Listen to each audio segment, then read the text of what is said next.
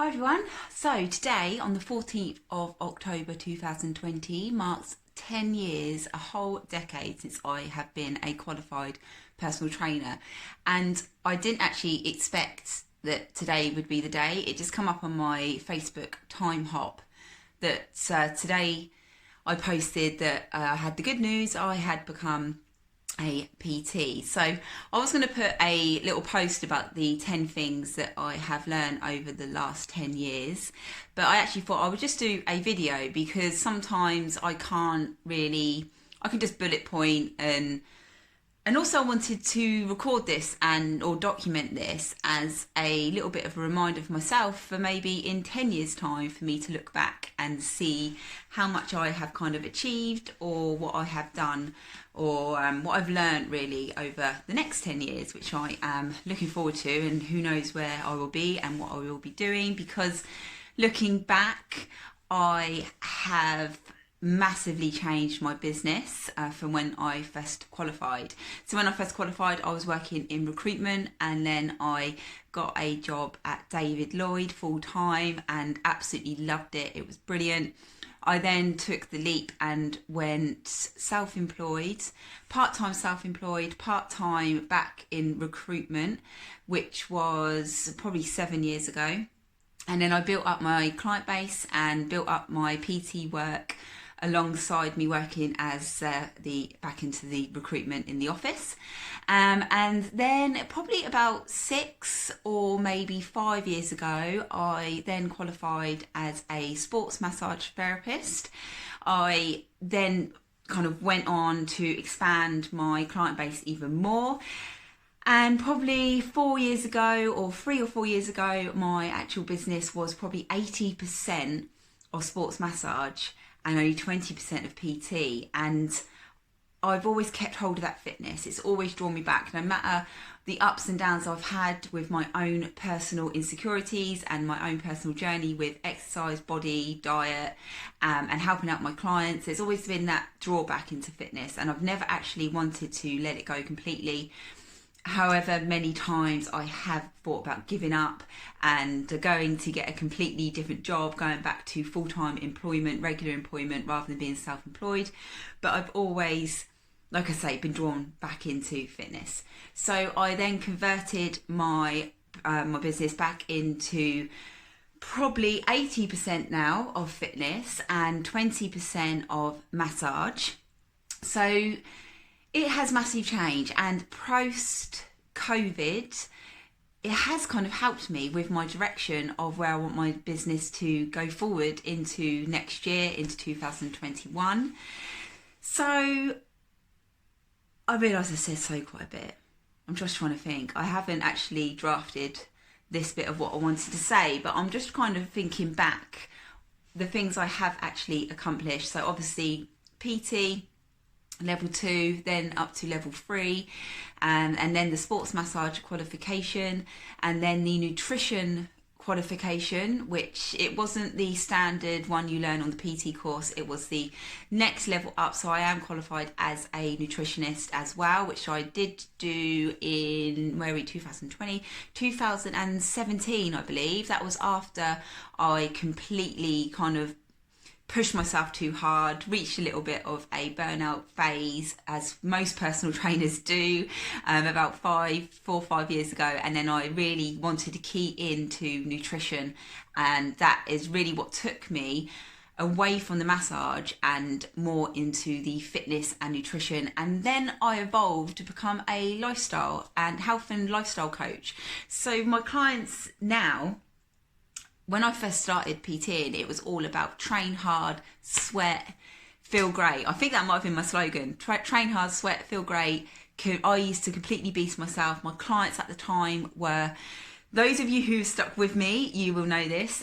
We used to do loads of jumping. We used to do loads of burpees, loads of running, loads of sprint training, and never really much stretching, never really much yoga inspired fitness or anything like that. Obviously some core work, but recently, my clients have realised how much I have tried to educate them in the nutrition side of things. So more looking into the general lifestyle of stress management, of your sleep, and your gut health, and also calming down the nervous system of the body and helping the female hormones, which I'm now actually being educated into. My next sort of part of my course, which I'm currently involved in, is for a women's health and hormone practitioner, and this will be focused around your exercise and your nutrition to get the most out of your exercise in regards to like your hormonal cycle. But I can delve into that when I'm qualified. And this year in lockdown, I actually qualified as a yoga shred or yoga fitness trainer as well. So all of my clients now, they do a lot more restorative, looking after the body, but still doing a lot more strength work and not so much cardio. So that's where the 10 years have taken me. So my list of 10 things that I would say to anyone who's getting into the industry, or things I have learned and things that I have how I've kind of evolved as well. So I have got a list for this. I'm prepared for this bit. So the first thing on my list, when you first qualified, and I remember in my David Lloyd days, it is long hours, and I absolutely loved working in the gym. I met so many friends, so many people, acquaintances I know, and so many amazing clients back then who I have still got a good relationship with now. And I would say on and off, probably since then, have sort of enrolled in a few of my courses, a few of my online coaching sort of stuff as well, which I have done over the last few years. I've gone into more online work. I didn't mention that a moment ago. This is the thing, you don't realise how much stuff you kind of achieve until you actually make a list. I should have made a list of the stuff I have achieved. So anyway, so when you first start, it is very long hours. It is physically hard, and you have to be on your game and be social and be a good communicator. And also when you work in a gym, you have to be a good cleaner. I wasn't so good at that. But there is long hours. And I remember working in the gym, I would have to start at 6 a.m, work till 2, and then I would have some PT clients in the afternoon, and usually wouldn't get home until 8-9 o'clock at night.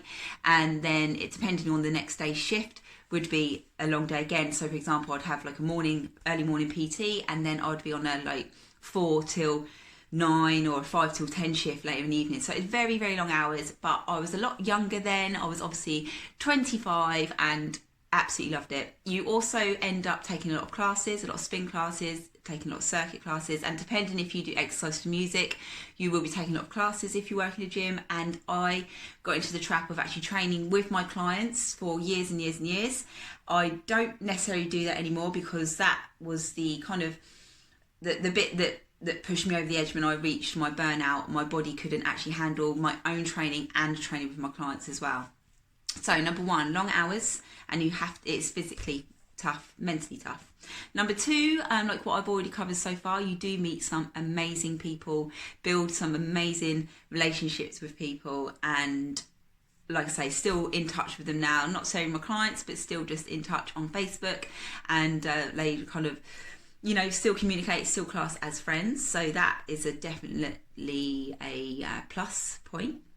Number three is you have to be incredibly motivated to work in the fitness industry, and you do have to have a thick skin as well, which my skin isn't very thick. I will go into that perhaps on other videos, but yeah, you have to be determined. You have to know what you want, you have to know your client, you have to know your niche, and you have to know the people who will buy into you as well. So motivation has got to be up there, determination has got to be up there, and you have to keep at it, and you have to keep showing up if you want to be in this industry and spread positive vibes, basically.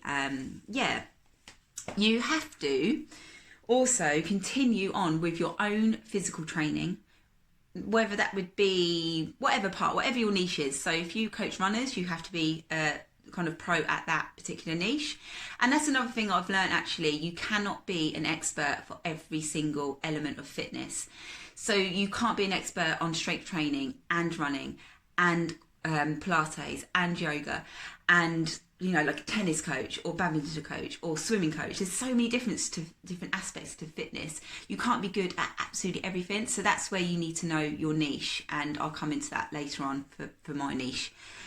And you also have to be motivated and determined to continue on with your own personal development and your own learning. So, as I've already covered, I have continued to learn over the last 10 years, continue to learn about anatomy, continue to learn about the body, about recovery, continue to learn about nutrition if you want to go into that. And it's not just basic information, you're actually dealing with other human beings, human bodies. You have to know your stuff. And you just have to carry on learning because everything changes. The same with nutrition, that changes. The same with exercises, the same with kind of massage.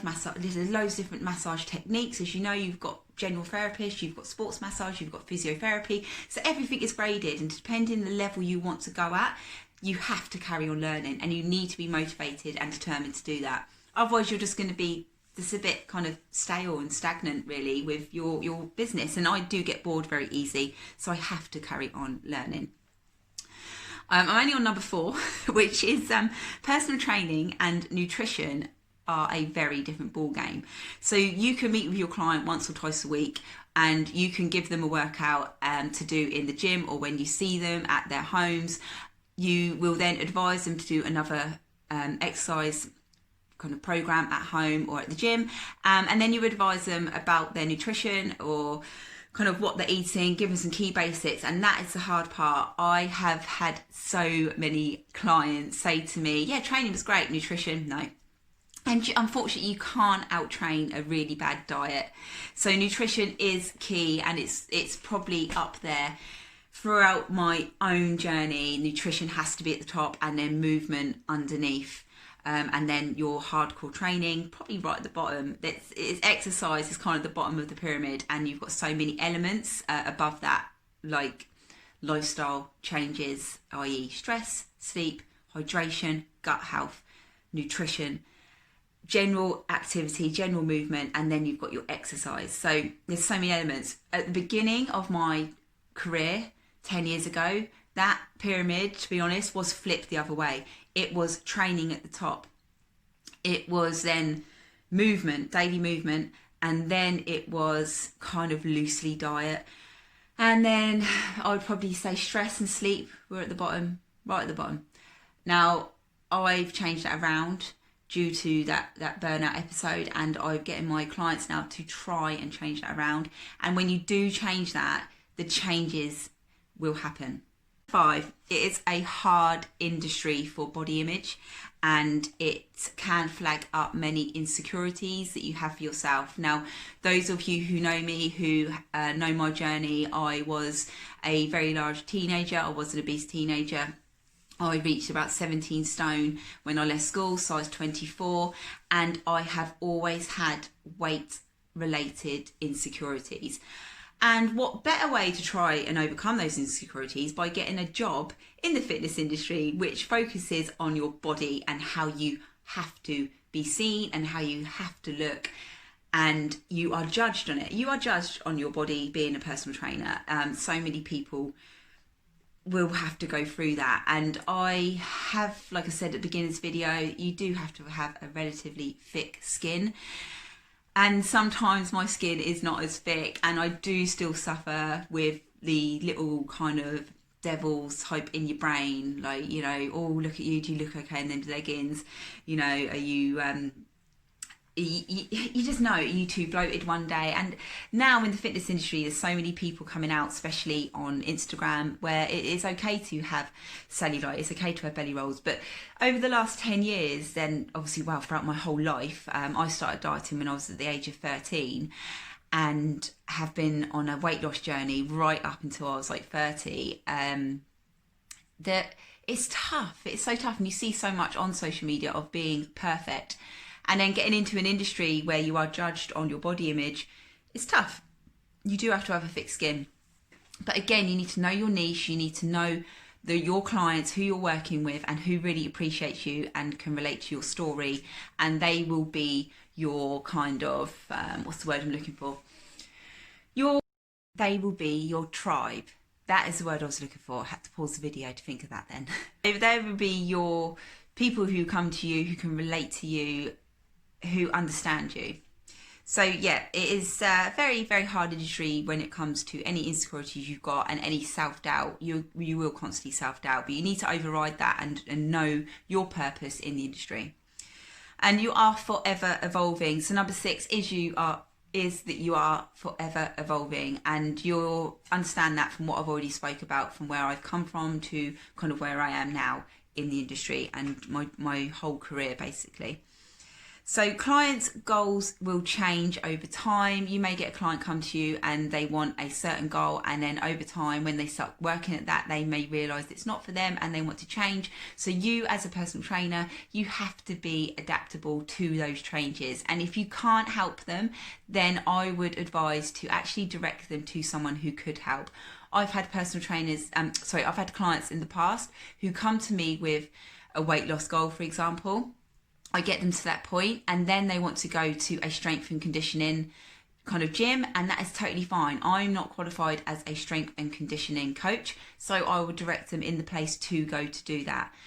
The same with anyone who wants to get into full yoga. I am not a qualified yoga coach. Yes, I do yoga fitness, but if you want full yoga, go to someone who specialises in that.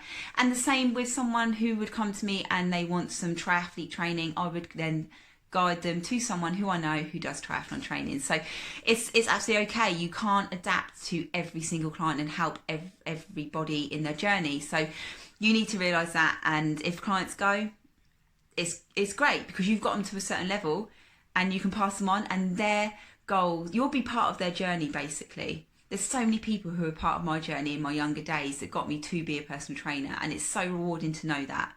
So yeah, they change direction, and you can pass them on to whatever niche they want to get into for their journey. Okay, actually number 8 is niche. So my niche and building a good community, building a good following initially it was fat loss, and now it has gone on to more holistic life coaching, holistic training, intuition with how you want to move your body, keying into nutrition, not just for weight loss, but actually how your body is feeling to overcome any major health related, kind of like diet related mindsets and health related mindsets. So if you are looking to get out of the kind of diet mindset, fad diets forever, and you just want to learn how to eat, and it sounds so silly, but so many of us don't actually know just generally how to eat because there's so many rules put in place with food. So that is who I help, and I also help people calm down their body with exercise, smart training, not initially beasting themselves in the gym, but more of the age gap between probably 30 to, I actually take an over 60s class on a Monday, so right up to 75 really. That's the clientele I've got, but it tends to be people, ladies who get into a little bit of trouble with their hormones and realise they need to change their training style from 30 upwards. So that is my niche. I can't help someone who wants to get into marathon running. I will send them somewhere else. And if someone does want to come to me for any strict diets, I would not advise to use me because I don't believe in that. But lifestyle changes, I'm here. Okay, right, let's go on to, I hope you're still with me. Number 9 is, like I said, I've pretty much covered this, so I don't know if I've just rambled on and changed the direction of where I was meant to go with this, but I realised that I've completely changed as a trainer over the last decade. Like I say, it's pretty much what I've just covered about the niche.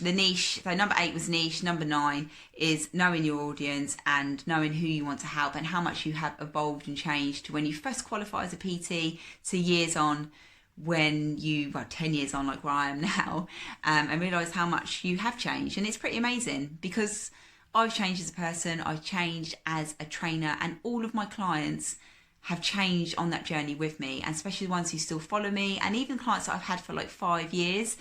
I'm so thankful you stuck with me and listened to me nag you week on week to make these changes, and you do, or sometimes you don't. Sometimes you come to me and you're like, I've had too much wine, but it's okay because we train, we move the body how you want to move it. I always check in continuously how you want to train, and you forget, not so much, it's not so much about the body image, and it's not so much about how your body is, but I think your mind, you kind of train your mind. I help my clients train their mind and train their mindset in regards to health, and that is just valuable, really. Yeah, you can't really put a value on that, can you, of changing your mindset? So many people used to come to me just be like, oh, I want to be skinny and all this. And I'm just like, no, you want to be strong. You want to be strong. You want to eat well. You want to fuel your body with good food, because everybody loves food. I love food, and I've gone through many restrictive diets in the past that have not worked. And I have maintained my weight now and maintained this healthier lifestyle with the 80-20 balance. So I will have a bit of chocolate, I will drink on the odd occasion, I will have the odd takeaway, but majority of my week is normal food that I just feel like eating, whatever I want to eat, and general movement. And I make it sound so easy, but once you get out of that dieting, fad diet mentality, and you re-educate your brain in regards to your food, your nutrition, and your movement and your exercise, what's right for your individual body, that's where you see the changes happen.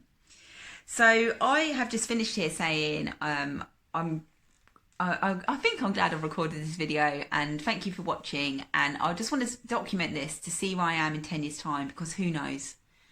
I feel like the next step for me after my women's health and hormone practitioner course, obviously I've got my membership coming up as well, that'll be launching very, very soon.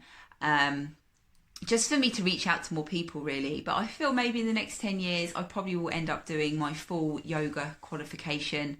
I've pretty much done all the nutrition qualifications that I want to do. And I've done all of the anatomy that I want to cover.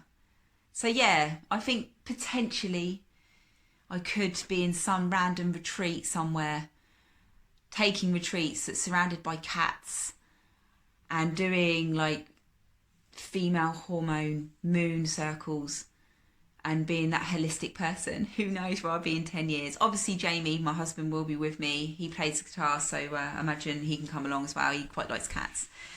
So yeah, well, let's see where the next 10 years take me. Thank you ever so much for watching. Any questions, let me know. And don't forget, I will be doing a live Q&A every single Sunday, 6 p.m, over on my Facebook group. If you've got any questions, come and join.